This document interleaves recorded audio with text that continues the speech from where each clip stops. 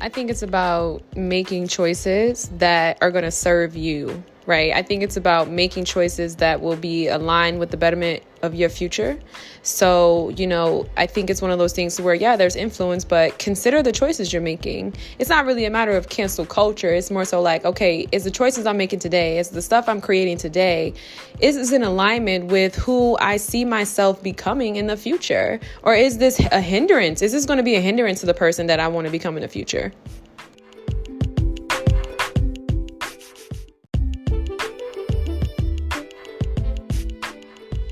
Hey guys, and welcome back to another episode of the Renaissance Room podcast. I don't know why I came on with such a heavy breath. More so because I was relaxing. I think I was relaxing my nerves. I just kind of been diving into a lot of information right now. That's what I do as a writer, as a reader, as a content creator, I suppose. I was taking a deep breath. I hope you guys are too. In today's episode, we're going to be talking about just really ridding a lot of narratives, man. We're going to be ridding a lot of narratives. We do this all the time. Like, that's my biggest thing. It's like deconstructing just a lot of really crappy philosophies that you just should not take on. And right now I'm seeing a lot of people ranting and raving about college. I didn't really want to make this podcast solely based off of the prevalent conversations that people are having in regards to college, because this is one thing I know. One thing I know for sure is that, in life, you get what you give. So if you're someone who went to college at 18, 21 or whatever, you were partying, you barely made it through, but you got your BA, you probably aren't going to have the same experience as someone who is a little bit more calculated, more well-rounded, someone who has a little bit more professional experience outside of the university, and, even someone who's willing to do the work while they're in the university. I talked about this in the last episode. The truth about college is that it is an investment. And if you're not a good investor, you're not going to get a return on your investment. And that's just period, right? So if you're someone, you go to class, you don't talk to anyone, which most people do at the young primal ages in which most students enter universities, you're not going to get the best out of your experience. Do I think that there's some fluff? Do I think that some of the courses are a bit of a waste of time? Absolutely. Absolutely. But I think that return that you get in the end, it's up to you.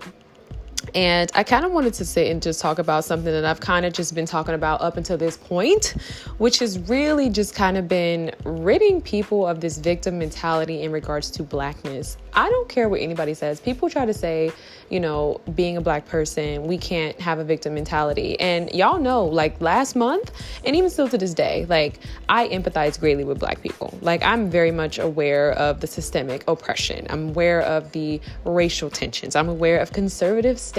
I'm aware of the things that are going on in the nation, them pushing out, critical race theory from courses, them taking away from African American literature, the history, and banning books and so forth.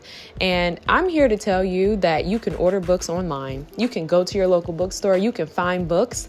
You can go to college and be whoever you want to be. I'm here to tell you that when you're at the bottom, you're going to meet a lot of ignorant white people who have been just as brainwashed as, some African Americans and Mexicans and whoever else. And I'm here to tell you that you have a choice in your life and you get to decide how you want to live it. Right now, y'all, I'm going to just keep it a buck. Like African American history, talking about the ways in which Black people have been deprived in this country, it is just something to ruffle the feathers of so many people. People are making dough off of just commenting on history. And it's not in a way that's enlightening. It's in a way that's stifling. It's in a way that is taking us backward. Do you see how we are progressing? Like nobody really talks about the progression that we're making in the little ways, right? Kamala Harris and I can't think of the other senator because I'm not too big in politics and I don't want to, go too far into that because I don't know too much about it and I don't want to veer too far left. But to me, it was very evident that companies were making an effort to open doors of opportunity and showcase our representation. And, essentially Black people were saying that's not enough. We don't want that. Right. And I'm not here to say that we should just be like, oh, we should just be married. But what I am here to say is that strides are being made, opportunities are being presented, and if you don't want to take them, that's on you. You know, the sad truth about being a content creator or even coming online, having influence, right? What you brand yourself as, this is called like a typecast. Like what you brand yourself as is what you pretty much have to be loyal to. So I've seen women come on and they say that they're feminists, right? They are so loyal to this feminist movement, whatever the case may be, right? And then they get a boyfriend, and then they feel the need to come online and tell their audience like, oh, you know, it's this, or it's like, you know what I mean? Like they feel the need to explain themselves because it's like, oh, wait a minute, you were advocating, you built this entire brand off of feminism, off of the hating and the unhealed trauma of hating men. But now you're in a relationship and you have all these single women who are feeding into your content. Now you have to kind of like explain and kind of like cover your behind from this persona that you've kind of put on this whole time because you were dealing with your own internal issues, or it was just, you know, misery loves company, people flock to it. I don't know. But I just think that it's just one of those things to where it's like, it concerns me because I feel like we have a younger generation who is lost. We have women who are out here lost, and people are no longer making conscious decisions that will lead them to the betterment of their future and their own individualistic pursuits.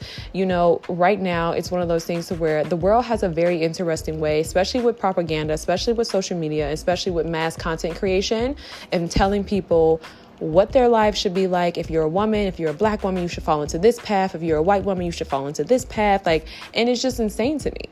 It's like, it's literally absurd. It's like, no, that's not what I want for my life. And people are no longer making the conscious decisions about what they want for their lives because everyone has an opinion. Everyone has become super opinionated through like rite of passage of just having a voice.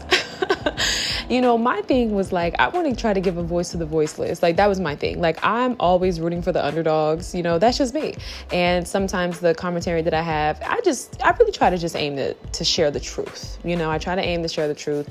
And I just noticed that it's just one of those things today where it's just like people are just becoming super critical of any path that you take in your life. And I'm noticing that that's really influencing the lives of some people. Some people are choosing not to go into certain spaces. Some people are falling into archetypes. I just found out that like being an auntie, like the quote unquote rich auntie, is an archetype now. Women are competing and striving against that. Like you have women who are mothers who are competing with the rich auntie prototype. Like, it's just ridiculous. And I can honestly say, working in a banking industry, it's just so funny because if y'all only knew how many people were freaking poor, and that's the same with today. Like, I remember being out with some people who I thought was cool or whatever, someone who I thought was a friend of mine, and this person really switched up once she got around like different people. And it just was so funny to me because so many people are so busy fronting like they got it. So many people are so busy fronting like they're someone that they're not, that like when that it's just one of those things where it's like, you're going to look up and instead of really doing the work to become that, you're going to be miserable. You're going to be absolutely miserable. So I don't know. I wouldn't consider myself woke. I wouldn't say that this is a wake up call because quite honestly, I genuinely don't care. I've reached a point in my life where, you know, I had to kind of overcome the I wouldn't even say, girl, I don't even know at this point. It's this pressure for Black women to kind of be on the front lines in every single way. I'm a leader in my own right. I choose to, you know, engage in my community, right? Like, and that's another thing I'm always really tight about, as I just feel like so many people want to sit online, criticize, talk about what's not being done. But how many Black people do you know are willing to go volunteer and work with kids, right? How many people do you know? And people will love to make the claims like, oh, you know, white people have trust funds and white people have better backing and better financial opportunities so that they can go do volunteer work. That's absolutely not true. There are some white people who are doing volunteerism and it's just, you know, it's corrupt. It's not right. You know, they're doing it for all the wrong reasons, for resume betterment and just all these different things. And there are white people who are poor. I don't know why, you know, it's so much of what I guess what I'm saying in totality is like, y'all need to just realize that nobody is better than you. Like, there are poor white people. There are ignorant white people there are poor white women, right? There are white women who are not virtuous. Okay. There are people who have been systemically programmed, and like that just is across the board. Like there's not anyone on this planet who has not had to overcome their own prejudices, overcome like, propaganda. Like, come on. Like it's a mass thing. It's not just like a single, you know what I mean? Were there greater attacks on certain communities? Absolutely. But again, my thing always goes back to what would our ancestors want? And it's not even really a matter of asking like what our ancestors want. I think it's just more so like, because I don't even want to tap into that. You know what I mean? Because that's not even really the path I'm trying to take. It's just more so like, what does God have planned for you in your life? You know? Like, what does God have planned for you in your life? What are the things that make you excited? And are you not going to pursue those things because people are saying college is this and that industry is that and this is this? People are taking a hit on so many different things. And do I think it's good to have education? Absolutely. But it's a dangerous thing when we're miseducated. It's a dangerous thing when we're misinformed. That's very harmful. That is very harmful. And you have so many commentators who just sit online, so many content creators who sit online, especially in regards to these social issues. And and they try to call it educational because what they're doing is just throwing a bunch of complex terminology at you. So it sounds good in theory. But when you really break it down, it's like, what are you even saying? It's hypocritical. Half the time, people who are critiquing college are going to college, who are already been to college and are benefiting from their college degrees. So what exactly what exactly are we advocating for?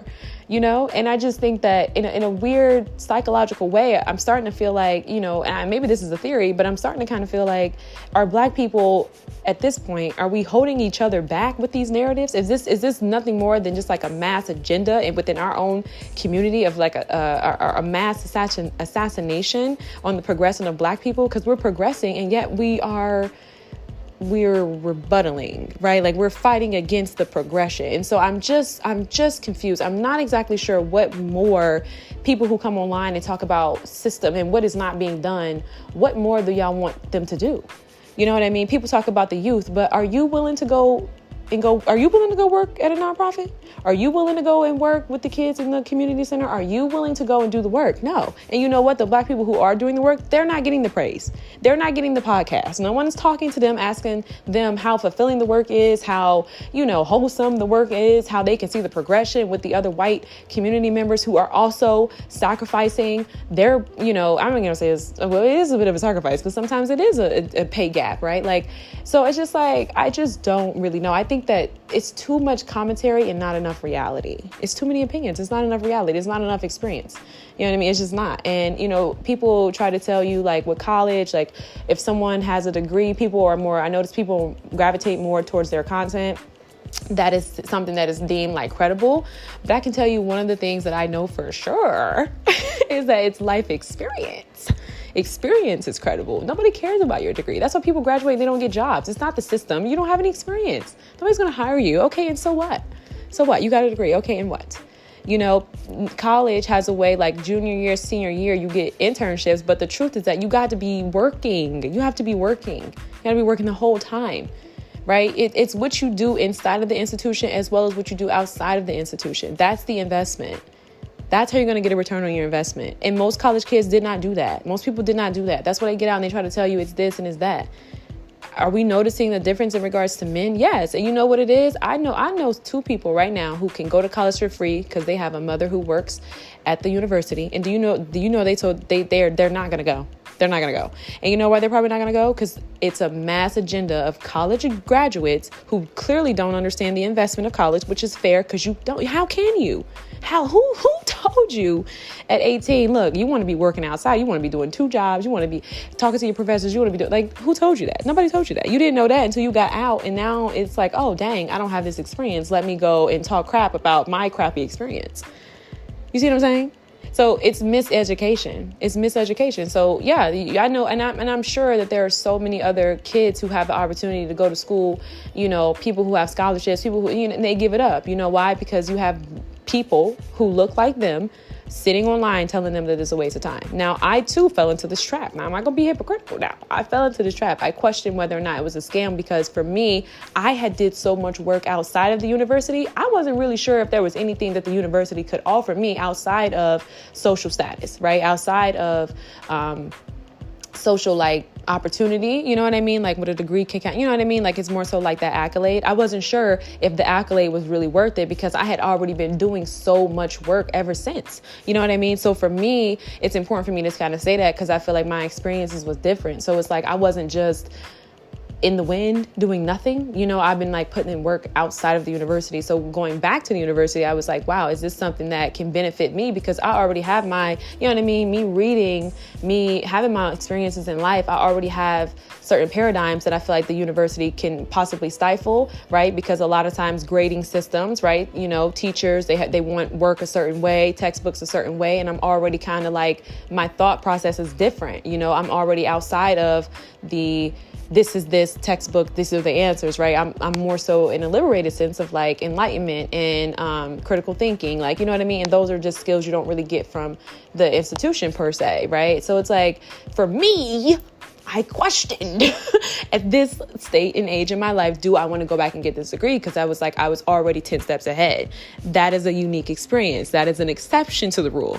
So we have kids who are not doing anything. We have people who are not really taking those steps because it's like you have so many people sitting online who went to college who look like them saying, don't go to college. It's a scam. And it's like, it's not a scam. You are not a good investor. Like you don't, you know what I mean? So I don't know, y'all. I feel like at this point I'm like rambling with this podcast episode, but I don't know. I just think it's just something really said about it. And I'm just really concerned for the future of like a lot of people who are looking to be educated through these social platforms, right? Like TikTok, Instagram, you know, all these different things, because it can be educational. But again, it's a really, really big problem when there's miseducation. Like there's nothing worse than miseducation. And it's unfortunate because we listen to people without really dissecting their personal experiences. And we say, oh, since this person has this degree, or if this person has this large platform, or if this person is older, you know, we have to listen to what this person is saying per se. And I don't really want to put too much on age because quite frankly, younger content creators, honey, I wouldn't even know. I couldn't even tell you. I don't really listen to young people because I just think because we're so obsessed with youth culture and because we're so obsessed with the technological advancements that younger generations have, I think that we just completely erase the fact that they're young and they're novice to life, novice to life, and we don't look at them in that, we don't realize their naivete. You know, we kind of just put them on this pedestal because it's like, oh, they have this, or look at these cool little TikToks and they can do this and they can do that, and you know, they're making money on YouTube by selling courses, telling people how to whatever, right? Like, but it's not really any real wisdom. You know, I remember starting out with my journey, and even still now, I still find myself stepping into a space of humility because I'm like, yo, I don't know certain things about motherhood. Like, who am I to be on here telling people, you know what I mean? Like, can I call out certain things that I see? And, you know, yeah, but like, I'm gonna do that with some grace because I don't know. I'm not a mother. We don't have that today, right? We kind of just give the younger generations this rite of passage to create and to explain and express so freely. And I think that's probably one of the dangers. And I think that was more so what I think people were talking about in regards to certain children being in the limelight as a child, presenting themselves as like homosexual and, you know, making these life decisions, but putting it in a way that is influential, right? Like that's going to influence them for the rest of their lives. Because when you're young, you just don't know. You're just trying to find yourself.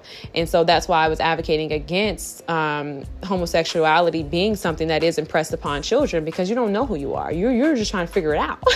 So it's a very tricky thing. And I just don't think that we realize that enough. And, you know, even for myself, I look forward to being better. I look forward to growing, but I'm also about experiences. And that's why for me, as I continue to grow, my perception is going to change. And I'm not so haughty in opinion to where I feel like what I say is right and what I say goes, because, you know, there was a moment in time where I had my own prejudices about a certain group of people, and I no longer have those prejudices, right? Life experiences kind of just has a way of shifting your perspective. And I think when you come online and you amass just great influence so early on, you no longer have the ability ability to kind of like grow and shift and change your perspective, because now you have to be loyal to this community who thinks like you, right? And so if you start switching up the script, they're gonna be like, whoa, whoa, whoa, whoa, whoa, whoa, that is not what we paid these Patreon fees for. You know what I mean? That is not what we want to hear. We want to hear you talk to us, speak to our pain about the hate that you have and the hate that we all have here, right? About men, right? We don't want to hear you start, so that's why, you see these content creators, like I said, referencing the lady who was, this diehard feminist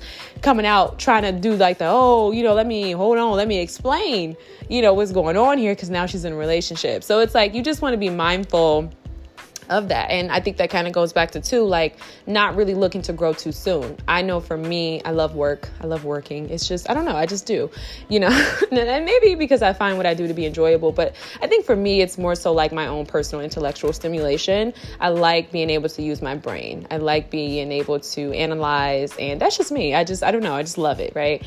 So for me, it's just one of those things where it's like, get better with time. And though I was not against consistency, I just think that there's something said, like sometimes you can kind of find yourself in a way where you're going really hard, but it's for the wrong reasons. Like you want to be noticed, you want to be acknowledged. And it's like, just let God do that in his timing. And, when I step back and look at my life, I'm so grateful, because I feel like being on God's time and just like, yes, being consistent, showing up, but not like overdoing it, with this selfish ambition to be like, I want to be seen. I want the same, you know what I mean? But really allowing God to cultivate me. I'm just grateful, because like I said, it's like, it's really hard to come outside of certain paradigms or certain whatever you present yourself as is what people are going to see you as. And that's just life. That's just period. And, you see that when people who, garner like celebrityism, like they come out and they start to be like, I'm more than a singer. You know what I mean? And I think even for myself, I've had times where I'm like, well, hold on. I'm an artist. That's why I was saying I was an artist, for the longest, because I'm like, there's so many different things I'm into right now. Like I'm 20 something, like I'm still finding my way. I don't know.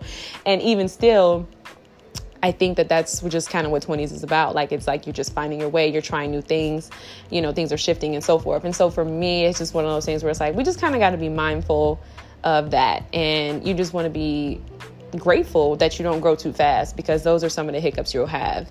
And I know you guys got something from this podcast episode, and I'm just here to tell you, like, live your life. And when I say live your life, like, I know that's like a very cliche, but I mean, like, and if you don't know where you want to do and what you want to be, get offline, like, period. And I would even suggest, and I know this is no, because this is something you need to hear.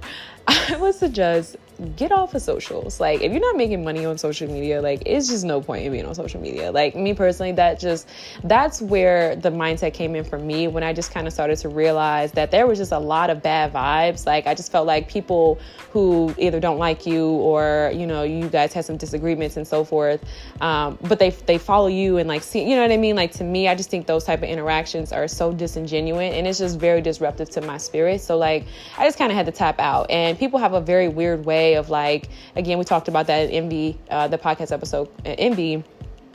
People just have a weird way of, like, trying to compete with people who are online that they don't even know, or people who may be in your hometown. Like, I don't know. I just felt like authenticity became one of those things that was like a trend. And though I'm a leader, I don't really find emulation to be flattering. You know what I mean? Like, it's just not flattering to me. Like, I think it's just like, no, so for me personally, it was just like, yeah, no, that was a personal choice that I made. And I just encourage anyone else, if you don't know if you can't find your way, if you don't know, then try to shut down the level of exposure, sit with yourself, sit with God, and be like, okay, Lord, what is it that you have for me? Like, what are we doing? What do you want to do in my life? And move about within that, because I'm telling you right now, if you're online, anything you're looking to start, it's going to come with some contradictions, because everyone has an opinion right now, and everyone is kind of just taking this hit at, like, people who are successful.